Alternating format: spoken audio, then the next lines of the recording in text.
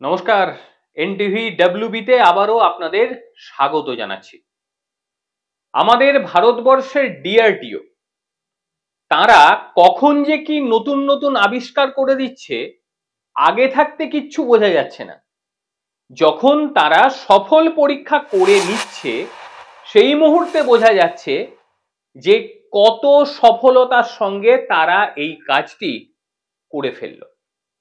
আর এতে সবচেয়ে বেশি উপকৃত হচ্ছে আমাদের দেশের সেনাবাহিনী। সে বায়ুসেনাও হতে পারে, স্থলসেনাও হতে পারে, বা নেভিও হতে পারে। ভারতের ডিআরডিওর তৈরি অস্ত্র এখন শুধুমাত্র ভারতবর্ষ নয়, গোটা পৃথিবীর মানুষ তাকিয়ে রয়েছে, গোটা পৃথিবীর সেনাবাহিনী তাকিয়ে রয়েছে কখন কোন দিন ডিআরডিও কি নতুন অস্ত্র সামনে নিয়ে আসছে। সম্প্রতি ভারতের ওড়িশা উপকূলের ইন্টিগ্রেটেড টেস্ট রেঞ্জ, যাকে বলছে আইটিআর, উড়িষ্যার চাঁদিপুর থেকে সফলভাবে পরীক্ষা সম্পূর্ণ করে দিয়েছে। এটি মূলত নৌ বিধ্বংসীকারী ক্ষেপণাস্ত্র, তার পরীক্ষা সফলভাবে করেছে আমাদের ভারতবর্ষের ডিআরডিও। ভারতের defence research and development organisation, সকলে জানেন ডিআরডিও, এবং ভারতীয় নৌসেনা মানে ইন্ডিয়ান নেভি, তারাই প্রথমবার এই ধরনের নোভাল অ্যান্টিশিপ মিসাইল তৈরি করে ফেললো। নোভাল অ্যান্টিশিপ মিসাইল যাকে বলছে NASM, এর পরীক্ষা রীতিমতো সফল হয়ে গিয়েছে ভারতবর্ষ। পরীক্ষার মাধ্যমে সি কিং হেলিকপ্টার থেকে উৎক্ষেপণ করা হয় এই ক্ষেপণাস্ত্র এবং টার্গেট করা হয় জাহাজকে, এবং ক্ষেপণাস্ত্রটি ম্যান ইন লুপ প্রযুক্তিতে করা হয়েছে। এবং এই ক্ষেপণাস্ত্র গোটা সমুদ্রের যে অঞ্চল সেটি স্ক্রিমিং করবে প্রথমে, তার একটা মোড রয়েছে, এবং স্ক্রিমিং করার ফলে যেটি হবে সেটি হচ্ছে নির্ভুলভাবে সমুদ্রে যে টার্গেটগুলি থাকবে সেই টার্গেটকে সে নিমেষে নষ্ট করে দেবে। একেবারে ছোট টার্গেটও যদি হয়, খুব ছোট টার্গেট, সেটাকেও নিখুঁতভাবে এই দেশীয় প্রযুক্তিতে তৈরি ক্ষেপণাস্ত্র নষ্ট করে দিতে পারবে। এবং বিশেষত এই ক্ষেপণাস্ত্রটিতে দেশীয় প্রযুক্তিতে ইমেজ ইনফ্রারেড সিকার ব্যবহার করা হয়েছে, এবং এই ব্যবহারের ফলে এর যে চূড়ান্ত শনাক্তকরণ ব্যবস্থা, মানে সমুদ্রের মধ্যে কোন জিনিসটাকে আমাকে নষ্ট করতে হবে তার যে শনাক্তকরণ, সেটা সে গভীরভাবে করতে পারে এবং একেবারে নির্ভুল।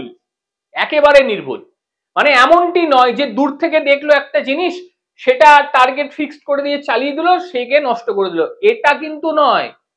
তার কারণ এ একেবারে শেষ মুহূর্তে গিয়ে বিচার বা বিশ্লেষণ করতে পারবে আমার টার্গেট এটি কি সঠিক না আমার টার্গেট অন্য কিছু রয়েছে, যেটা পৃথিবীর মধ্যে খুব কম দেশের কাছে এই প্রযুক্তি রয়েছে যেখানে মিসাইল ছেড়ে দেওয়ার পরেও তার অভিমুখ বদল করা সম্ভব, এবং তার অভিমুখ বদল করা শুধু নয়, সেই অভিমুখকে বদল করে অন্য অভিমুখে চালিয়ে তার মিশনকে সাকসেস করা সম্ভব।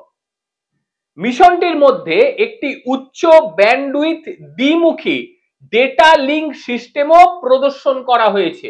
মানে এক হচ্ছে ক্ষেপণাস্ত্র থেকে একটি ডেটা বেরোবে, বিপরীত দিকে ড্রাইভার যে বসে থাকবে সেও কিন্তু পুরো বিষয়টি নিয়ন্ত্রণে নিতে পারবে, মানে দুটো জায়গায় ডেটাকে লিঙ্ক করার সিস্টেম, এটাও অভিনব।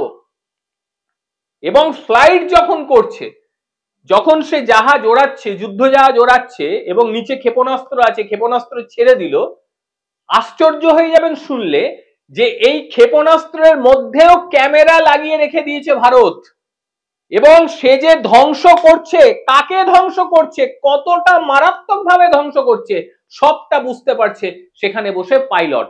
মানে ক্ষেপণাস্ত্রে লাগানো ক্যামেরা থেকে পাইলট লাইভ ছবি দেখতে পাবে, এবং যার ফলে সে যখন অনুমতি দেবে ক্ষেপণাস্ত্রকে যে ঠিক আছে একদম তোমার টার্গেট পারফেক্ট, টার্গেটকে ধ্বংস করে দাও, একেবারে সেই ক্যামেরা নিয়ে ক্ষেপণাস্ত্র সেই টার্গেটে ঢুকে যাবে এবং টার্গেটকে পুরোপুরি শেষ করে দেবে। মানে এই ধরনের টেকনোলজি ভারতবর্ষ নিয়ে এসেছে। সম্ভবত এখনো পর্যন্ত ক্ষেপণাস্ত্রের মধ্যে লাইভ ক্যামেরার এই যে সিস্টেম এবং অভিমুখ পরিবর্তন করার সিস্টেম, সেটি অন্য কোনো দেশের কাছে আছে বলে এখনো পর্যন্ত জানা যাচ্ছে না। থাকতে পারে, তারা হয়তো সেভাবে সামনে আনে না।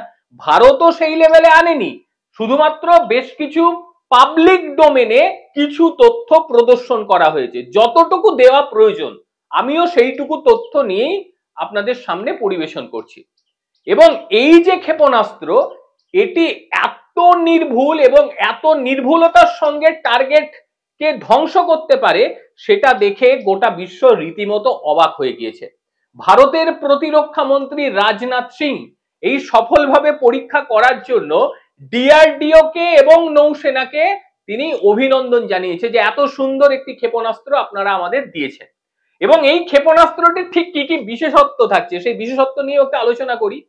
এটির মধ্যে দেশীয় ফাইবার অপটিক জাইরোস্কোপ ভিত্তিক ইনসিয়াল নেভিগেশন সিস্টেম ব্যবহার করা হয়েছে এবং যাকে সংক্ষেপে বলা হচ্ছে আইএনএস, এবং তারই সঙ্গে রেডিও আল্টিমিটার ব্যবহার করা হচ্ছে। যদি কোনো কারণে এই সমস্ত নেভিগেশন সিস্টেম কাজ না করে, সেই ক্ষেত্রে রেডিও ফ্রিকোয়েন্সির মাধ্যমে ওই ক্ষেপণাস্ত্রটিকে নিজের জায়গায় পৌঁছে দেওয়া হবে।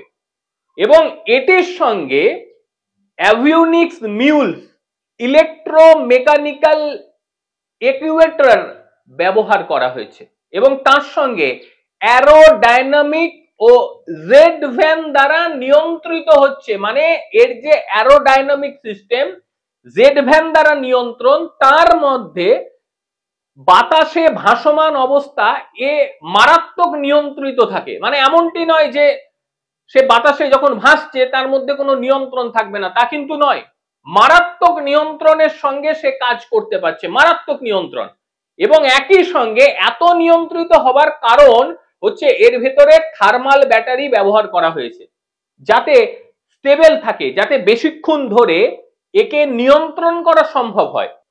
এবং একই সঙ্গে লং বার্ন সাস্টেইনার সেখানে রয়েছে, ফলে বেশিক্ষণ ধরে পুড়ে তার যে গতি, সেই গতিকে খুব সহজে নিয়ন্ত্রণ করতে পারবে।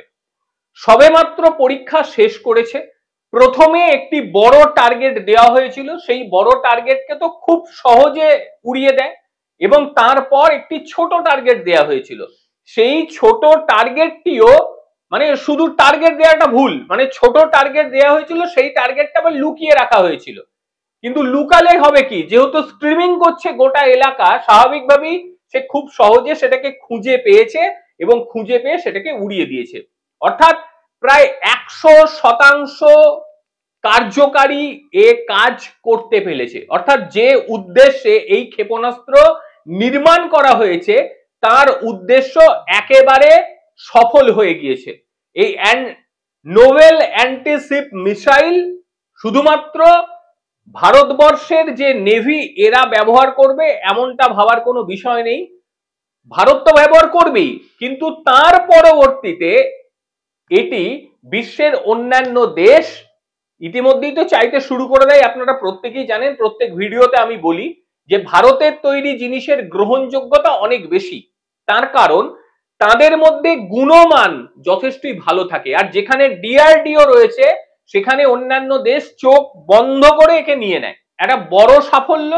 ভারতবর্ষের যে সামরিক দিক সেটা আরো শক্তিশালী হবে, তারই সঙ্গে ভারতের যে অস্ত্র ব্যবসা, সেই অস্ত্র ব্যবসা আরো উন্নততর হবে। বিদেশিরা তারা এই অস্ত্র নেওয়ার জন্য উৎসুক রয়েছে। ভারতবর্ষের চাহিদা মেটানোর পর পরবর্তীতে সেই উৎপাদন ভারতবর্ষ করতে শুরু করবে। তাহলে আজকের প্রতিবেদন আপনাদের ঠিক কিরকম লাগলো অবশ্যই জানাবেন। প্রত্যেকে ভালো থাকবেন, সুস্থ থাকবেন। আবারও দেখা হবে অন্যদিন অন্য কোনো ভিডিওতে। ততক্ষণের জন্য নমস্কার।